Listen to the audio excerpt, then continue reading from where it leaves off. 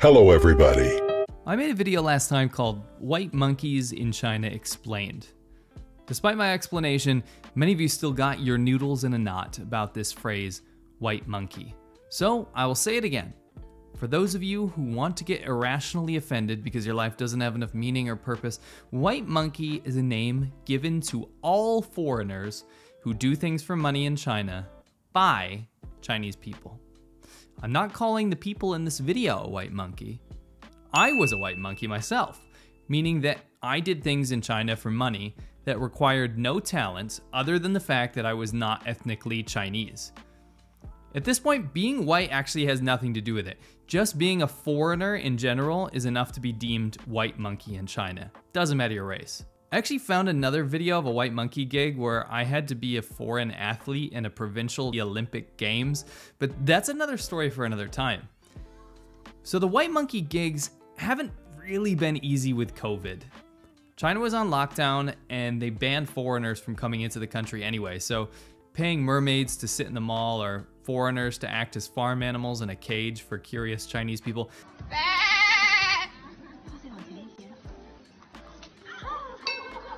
I mean, it's kind of hard to work when the Chinese government welds you into your own house, but hey, at the end of the day, there wasn't that many white monkey gigs going around in China this year, but that didn't stop people from creating new ones. Enter the new phases of white monkey gigs.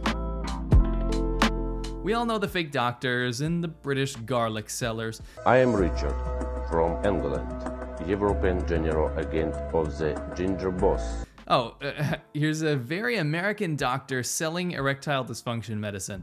Each box of K-Max is in the United States FDA, GMP, and USP certified.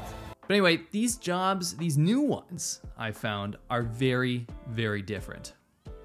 Now at the lowest tier, the bottom rung, tier 3, I found that it's these influencers that are kind of like nationalist comic relief agents.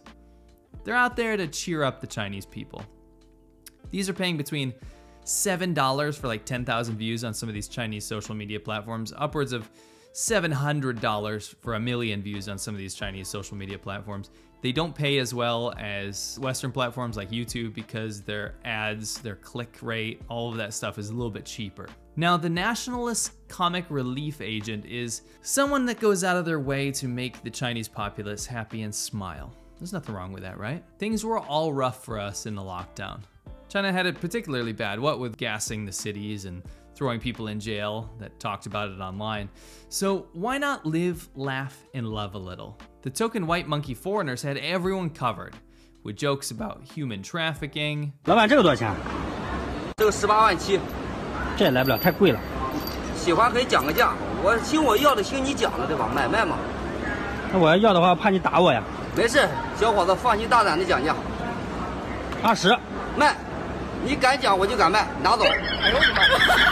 Teaching people the importance of not eating American fast food because Chinese fast food is much healthier. 哥们儿，你现在在中国，中华美食这么多，这么好吃，你还吃什么洋快餐？滚！啊！要吃健康一点儿。This is your life. And how generous the Chinese people are to feed the poor African who has to eat table scraps from Chinese restaurants. I don't want to get hit with copyright because they always use copyrighted music on these Chinese videos. But anyway, basically this woman comes up and says, like, what kind of filthy customer is this? The waiter comes up to her and says, hey, don't worry about it. Like, we're going to take care of, you know, a customer in need like this and get rid of all this table scraps and stuff and set them up with a fresh roasted fish, as you can see over here, because they're so charitable. Look like the same thing though? It does. It kind of looks exactly the same as what he was eating, to be totally fair. But anyway, yeah, see, the thankful African celebrates the generosity of the Chinese people. I'm not making this up, guys. This is literally the stuff that people are willing to feed the Chinese audience just to feed into the rising superiority complex that the Chinese government is creating at the moment. Now, the second tier, the middle tier, is the foreign shill. The pay is around $100 to upwards of $20,000 per post. That's an estimate. This involves reading scripts about topics that you don't understand, or making a video about something that you don't understand that benefits the Chinese Communist Party or the CCP. Now, China's been really having a tough time with international press these days. It turns out that genocide and pandemics and authoritarian governance and a slew of human rights atrocities are not the best look for a nation. So the Chinese government has reverted back to what they know best: lies and deception. Why not pay a bunch of foreigners to tell Chinese people that genocide is okay? You know that whole cotton drama? Well, if you don't, I'll tell you what happened real quick. There was slave labor being used by the Chinese government to harvest cotton. They were using some of the millions of Uyghur ethnic minority people that they threw into concentration camps to pick cotton. And some companies like H&M thought that that was kind of shitty, so they banned cotton from that region of China. China got pissed. No one is gonna tell them not to genocide and use slave labor. So they hired some foreigners to show the Chinese citizens that they too support genocide and slave labor and destroy and protest against these brands like Nike and H&M. These people had no idea what they were doing. Well, some of them. But hey, if foreigners are joining in with the nationalist cry bullying, then it must be a good cause. It wasn't just the cotton stuff though. It was anything that painted China in a bad light. This particular expert has friends from every single Chinese minority, and he tells harrowing tales of how bad their life was before the Communist Party saved them. So, do Tibetan people want to be part of China? Yes, most of them do want to be part of China. The people that don't want to be part of China are the monks that were in power before. But the average population definitely wants to be part of China. One of my friends is actually from Tibet. Her grandma came to visit us in Beijing, and she told me a story about what happened before China took over in Tibet. She told me the horrible things that the Tibetan monks did to people. They treated them like slaves, they beat them, and they skinned them alive. Her grandma also told me the story about when her dad got skinned alive and made into a skin coat. He has access to these very personal stories. Sorry. Most of my friends from Inner Mongolia also speak multiple languages, and the people there are very friendly. Most people there have an option of going to a Mandarin English school or an Inner Mongolian English school. Why they choose the English and Mandarin school? For better opportunities for jobs. There have been a slew of YouTubers who have been being flown around the country to do the bidding of the Chinese government and defend one of the most brutal regimes in the world, because that's just how insecure the Chinese government is. They need English teachers and bar owners and alcoholics to fight their battles for them, all while they get signal boosted by the top state departments in China. But hey, the little guys have to make some money too, so thank Mao himself that there are literally thousands of state-run bot accounts on TikTok that steal their hard-earned material and spam it to you, the viewer, so that you also get a chance to slurp up some of that delicious, immoral propaganda. We even have some specimens showing their true allegiance to the Middle Kingdom of China by replacing their US Army patches with the old red and yellow. Before we get to tier 1, the top tier, the ultimate tier of white monkey jobs, the cream of the crop, I want to tell you about today's sponsor, and that's NordVPN.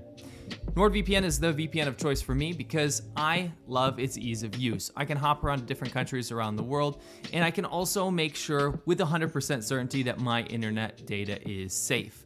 Now with my job, of course, I get threats from China all the time, so keeping my internet, data and privacy and all that kind of stuff safe is utmost priority, but it also applies to you as well. Whether you're outside on unsecured Wi-Fi, or you're roaming around on your phone, or even at home, and you don't want people snooping in on what you're doing, a VPN keeps you safe by encrypting all of your information that you do on the internet to keep you safe and anonymous. So credit cards and all that kind of stuff. Don't forget to go to nordvpn.com/Laowai86. You'll get a massive discount off of a 2-year plan. And if you use the code Laowai86, you'll get an additional month for free. NordVPN offers a risk-free 30-day money-back guarantee, so there's no worries about trying it out. Thanks. John Cena! John Cena. I mean, celebrities. But no, seriously, for real though, John Cena is a legend. This dude dropped WWE wrestling to move to China for a bit and shot some. Also, watching him wander around empty shopping malls as if it was an organic representation of Chinese life has got to be one of my favorite things ever. It's monk. But nothing, I repeat, nothing I ever thought would ever compare to Nicolas Cage selling out hard and shilling for garbage Chinese companies. Until I saw what Tom Hiddleston did. You know the guy who played Loki in the Marvel movies? You know, the Avengers dude? He was also in Thor. See, here's the deal. China doesn't really do multivitamins. They're more of a get your nutrition from your food type folk. But Centrum, the vitamin company, they certainly didn't want to let this opportunity go. Just like any other Western company, they saw a huge potential market in China. And it kind of went in the same way of the deodorant companies. It failed. Enter Loki's vitamin ad. It's low-key ridiculous.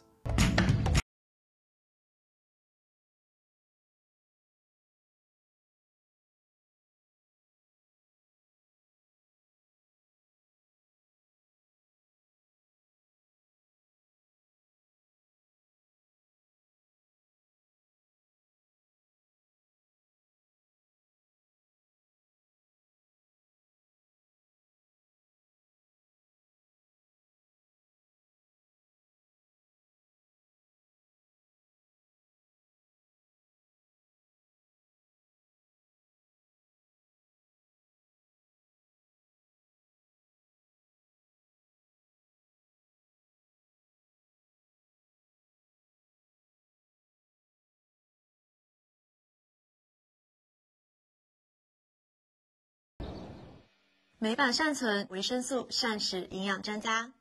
I have to say, Chinese people do have a type. Him and Benjamin Cindercrotch, or whatever his name is definitely like heartthrob material for China. It's that lanky, weird nose, overtly British look. And apparently Centrum thought that that would be enough to sell some vitamins. It wasn't. It was just supremely bizarre. I want to leave you with something funny, but this shit is just too sad at this point. 我问他给我5块钱，结果呢，他就给我5美元。我问他你们有人民币吗？他说只有1块钱，所以他不好意思给我。我说请给我吧，我想要这个，因为我觉得中国1块钱还比5美元好用。这个是啥子玩意啊？我才喜欢这个，我是放在我的口袋里面了。那这个呢？我不要，我不要。 Thank you to everyone that supports me on patreon.com/Laowai86. I answer your guys' messages there every day, and it's the only reason that I can do what I do. So thank you so much for your support. I really appreciate it.